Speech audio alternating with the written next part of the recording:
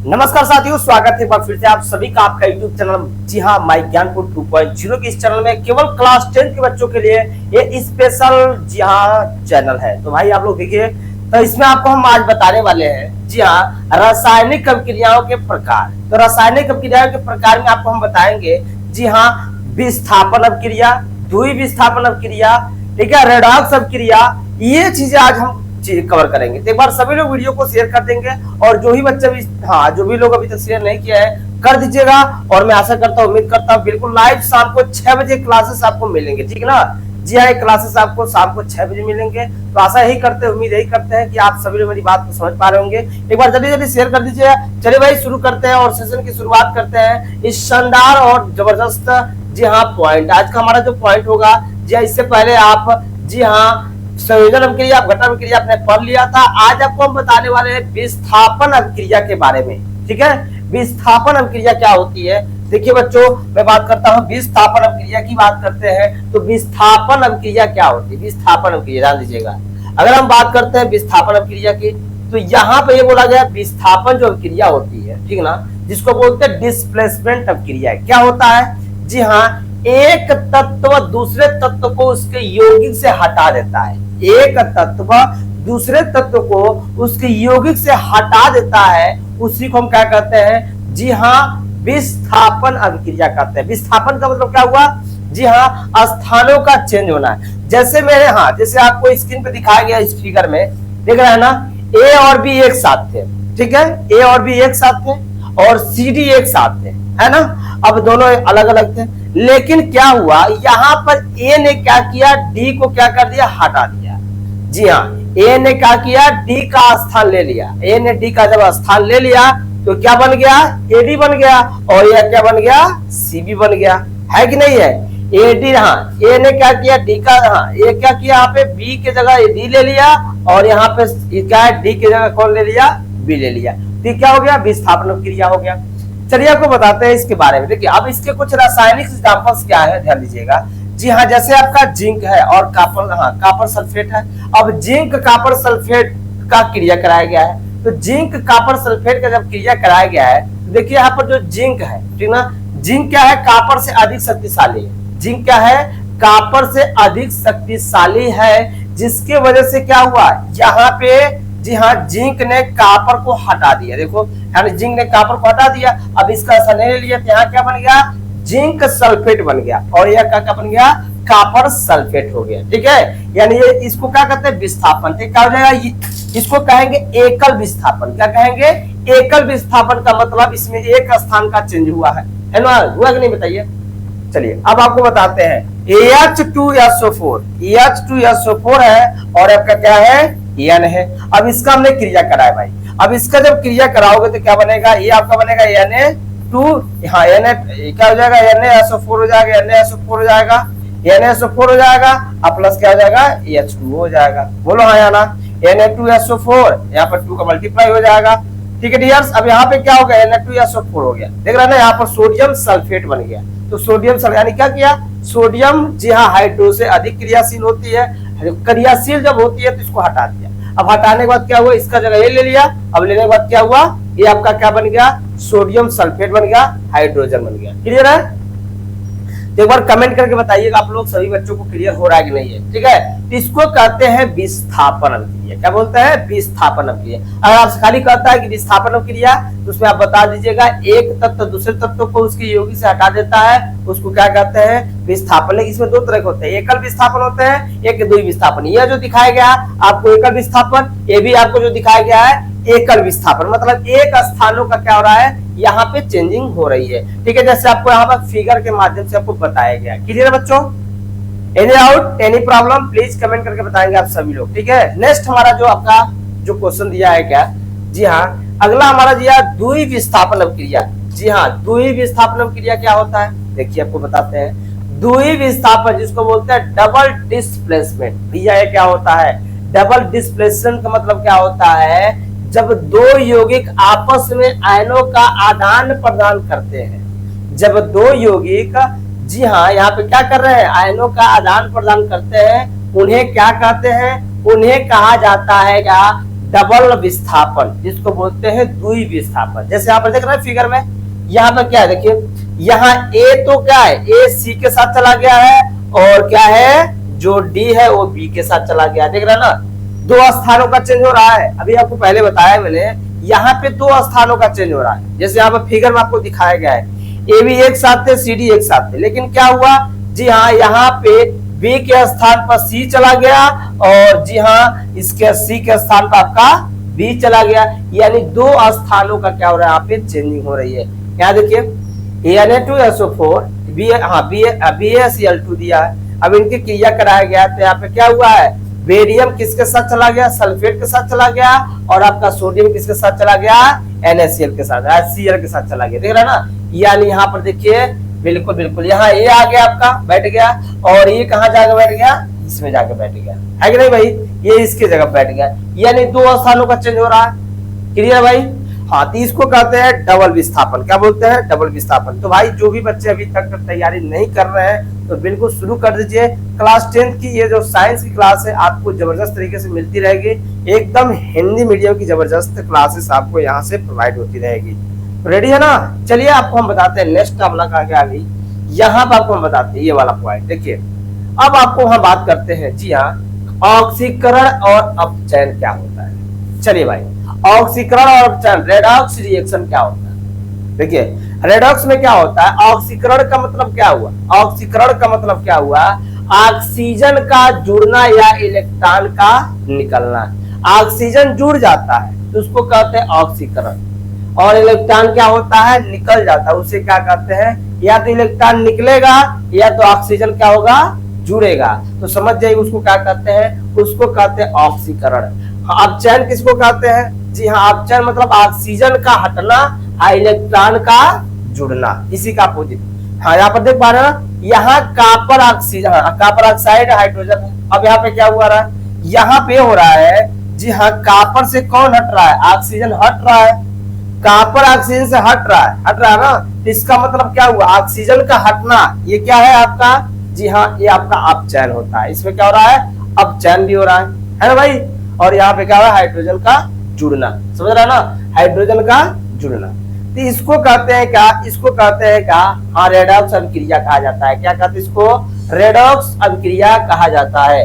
ठीक है, आप लोग लगातार बने रहे, वीडियो को शेयर करते रहे, जो भी बच्चे अभी तक शेयर नहीं किया है कर लीजिए। चलिए आपको बताते हैं जी, अब हम बात करते हैं संक्षारण क्या होता है। ठीक है, संक्षारण क्या होता है। चलिए भाई, तो संक्षारण आप सभी लोग पढ़े होंगे। संक्षारण का मतलब क्या हुआ, कोरेशन। कोरेशन का मतलब क्या हुआ, जब कोई पदार्थ पे, ठीक ना, कोई धातु पे, हाँ, उस पे एक नया परत चढ़ जाता है, उसको क्या कहते हैं। जैसे आप देखिए यहाँ बोला है, जब कोई धातु वातावरण, हवा, नमी, ऑक्सीजन के प्रभाव में आता है तो धीरे धीरे क्या होता है, वह खराब होने लगता है, और खराब होने के बाद यौगिक बना लेता है। ठीक है, तो इस प्रक्रिया को क्या कहते हैं, संक्षारण कहते हैं। क्या कहते हैं, इस प्रक्रिया को संक्षारण कहते हैं। क्या बोला गया यहाँ पे, वातावरण में आता है कोई भी धातु, चाहे सोना हो, चाहे चांदी हो, चाहे लोहा हो, चाहे कापर हो, जब ये क्या होता है, ये जब आपका ऑक्सीजन में वातावरण में जब आएगा, ठीक ना, तो क्या करेगा, धीरे धीरे क्या होता है, खराब होकर नए यौगिक बना लेता है। तो इसे हम क्या कहते हैं, इसे हम कहते हैं संक्षारण, कोरेशन। जैसे यहाँ पर क्या बोला जी, हाँ, जैसे लोहा में जंग लग जाना, लोहा में जंग लग जाना। एग्जाम्पल अगर मैं बात करता हूँ तो लोहे में जंग लग जाना, लोहे में जंग लग जाना, तो लोहे में जंग लग जाना, हाँ, लोहे में जंग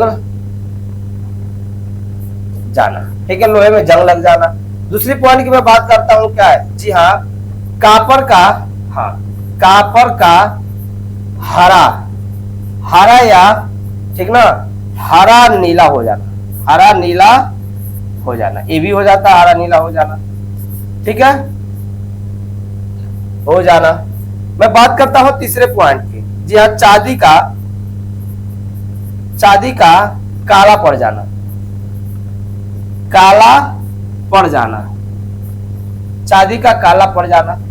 तो चांदी काला हो जाता है ना, बताइए, आपने देखा होगा कि चांदी क्या होता है, काला हो जाता है। क्यों काला होता है, क्योंकि इस पे क्या होता है, परत चढ़ जाता है, और परत चढ़ने के बाद क्या होता है, धीरे धीरे क्या होता है, खराब होने लगता है। ठीक है, तो क्या होता है, चांदी का काला पड़ जाना।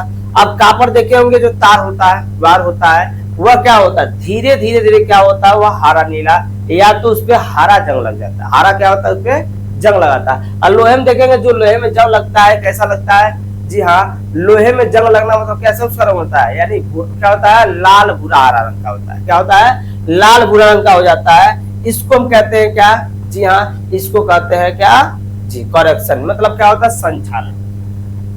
तो समझ गया संक्षारण के बारे में क्या होता है, तो इसी को कहते हैं संक्षारण। क्या इसको बोलते हैं, संक्षारण। एक बार सभी लोग कमेंट कर देंगे, वीडियो को शेयर कर देंगे। अब बात करते हैं इसमें क्या होती है इसकी उपाय। भाई कारण क्या होता है, तो कारण की मैं बात करता हूँ तो नमी के कारण होता है, मॉइस्चर के, ऑक्सीजन के कारण होता है, अम्लता वातावरण का होता है, प्रदूषण के कारण होता है। ये इसके रीजन होता है, ये इसके क्या होता है, ये इसके क्या हो जाएंगे, रीजन हो जाएंगे, ये इसके रीजन हो गए। क्लियर है। चलिए अब मैं आपको बात करता हूँ इसकी बचाव कैसे करते हैं। देखो, अगर संक्षारण को बचाना है तो संक्षारण से बचाव के लिए हमें क्या करना पड़ेगा, संक्षारण से बचाव के लिए पेंट करना, क्या करना पड़ता है, जी हाँ, उस पर धातु में पेंट कर देते हैं। जैसे लोहे का धातु है तो धातु को पेंट लगाने से हवा और पानी के संपर्क में नहीं आता है, जिससे क्या होता है, खराब नहीं होता है। दूसरा पॉइंट का क्या है, ग्रेसिंग या तेल लगाना, मतलब क्या होते हैं, मशीनों में जंग लगने से बचाने, जो मशीनें बनते हैं, कारपुर्जे बनते हैं, उनमें हम क्या करते हैं, या तो ग्रीसिंग करते हैं या तो तेल लगा देते हैं, जिसकी वजह से क्या होता है, वह पुर्जा खराब नहीं होता है। बात करते हैं तीसरे पॉइंट के, गैल्वेनाइज क्या होता है, गैल्वेनाइजेशन क्या होता है, गैल्वेनाइजेशन मतलब क्या होता है, लोहे पर जिंक का परत चढ़ाना। जैसे कोई लोहा है और उस पर लोहे पर अगर जिंक का हम जस्ता का परत चढ़ा देते हैं, उसको कहते हैं गैल्वेनाइजेशन। क्या बोलते हैं, गैल्वेनाइजेशन कहते हैं। अब बात करते हैं मिश्र धातु का बनना। क्या होता है, मिश्र धातु में क्या होता है, आप देखिए, मिश्र धातु में क्या होता है, स्टेनलेस स्टील जो बनता है उसमें मिश्र धातु बनाए जाते हैं, अलग अलग धातु बनाए जाते हैं। इस वजह से क्या होता है, वह ज्या क्रिया नहीं है। जैसे स्टील बनता है ना, स्टील पे क्या होता है, जल्दी जंग नहीं लगता है, नहीं लगता ना, बिल्कुल। तो आगे देखिए क्या है, अब इसमें बोला है इलेक्ट्रोप्लेटिंग, मतलब धातु पर दूसरी धातु की परत चढ़ाना। इलेक्ट्रोप्लेटिंग क्या होता है, इलेक्ट्रोप्लेटिंग का मतलब समझ जाइएगा, जब किसी धातु पर दूसरी धातु का परत चढ़ाया जाता है ना, उसी को क्या कहते हैं हम, जी हाँ, इलेक्ट्रोप्लेटिंग कहते हैं। इसको क्या कहते हैं, इलेक्ट्रोप्लेटिंग कहते हैं। ठीक है। देखो भाई, जो भी कक्षा 10 के बच्चे हैं, कक्षा 10 के जो भी बच्चे हैं हिंदी मीडियम के, आप चाहे यूपी बोर्ड को चाहे बिहार बोर्ड को, ठीक ना, एकदम आप लोग के लिए जबरदस्त क्लास है, बेहतरीन क्लास है। हम चाहते हैं कि आप सभी लोग आए, जुड़े, वीडियो को शेयर करें, लाइक करें, और चैनल पर जो भी बच्चे हैं अभी तक चैनल को सब्सक्राइब नहीं किया ना, एक बार सभी लोग चैनल को जरूर सब्सक्राइब कर देंगे। अब बात करते हैं किसकी, जी हाँ, हम बात करते हैं दुर्गंधता। क्या होता है, दुर्गंधता जिसको बोलते हैं रैंसिडिटी। क्या होता है, रैंसिडिटी बोलते हैं ना भाई, इसको क्या कहते हैं, दुर्गंधता का मतलब क्या होता है, जब कोई तेल या वसा हवा के संपर्क में, नहीं समझे, कहने का मतलब जब कोई क्या होता है, तेल या वसा हवा के संपर्क में आकर ऑक्सीजन के कारण खराब हो जाता है, तो उसके बदबू और स्वाद बदलाव आ जाता है। मतलब उसमें क्या होता है, जो उसका स्वाद होता है उसमें बदलाव होने लगता है, ठीक ना। और क्या होता है, बदबू और स्वाद में क्या होता है, बदलाव आ जाता है। इस प्रक्रिया को क्या कहते हैं, दुर्गंधता। क्या बोलते हैं, दुर्गंधता कहते हैं, या रैंसिडिटी कहते हैं। क्या बोलते हैं, रैंसिडिटी। ठीक है।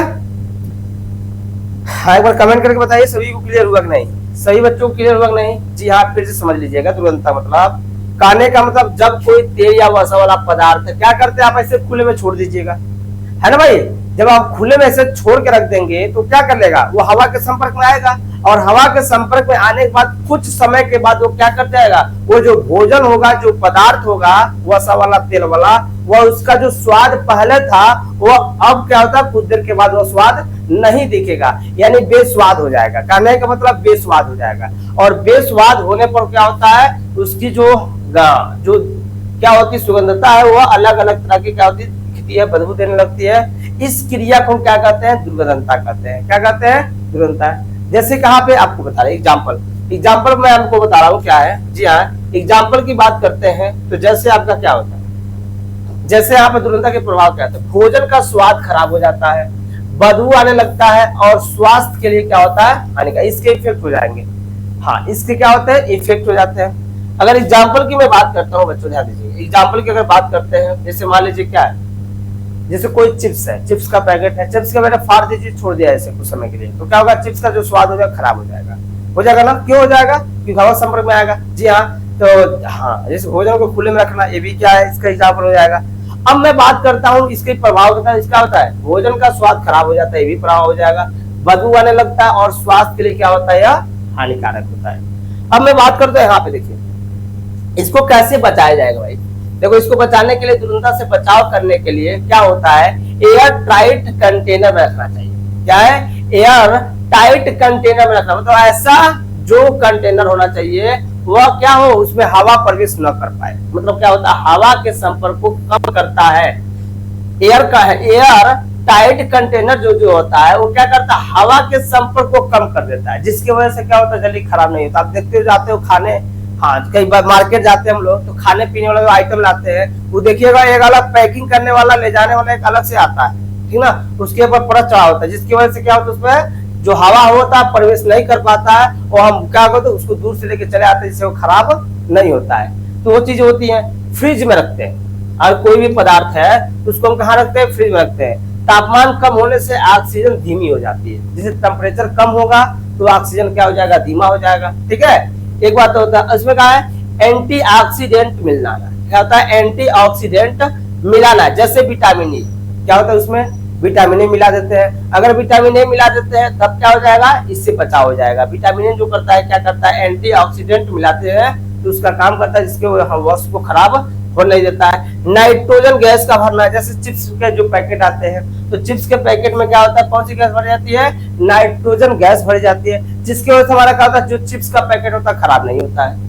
ये होता है दुर्गंधता से बचाव। अगर दुर्गंधता से, रैंडसिटी से बचाना है तो ये आपको जी हाँ नियम अपनाना पड़ेगा। ठीक है, तो ऐसे ही वीडियो पाना है तो मेरे साथ आप लोग बने रहिए, वीडियो को शेयर कर दीजिएगा, लाइक कर दीजिएगा, और चैनल में पहली बार है तो आप लोग चैनल को जरूर सब्सक्राइब कर दीजिएगा। मिलते हैं नए सेशन में, नए वीडियो में। तब लोग मस्त रहिए, स्वस्थ रहिए और एकदम मेरे साथ आप लोग जी हाँ एग्जाम में एकदम से व्यस्त रहिए। ठीक है, बाय बाय, टेक केयर, जय हिंद, जय भारत।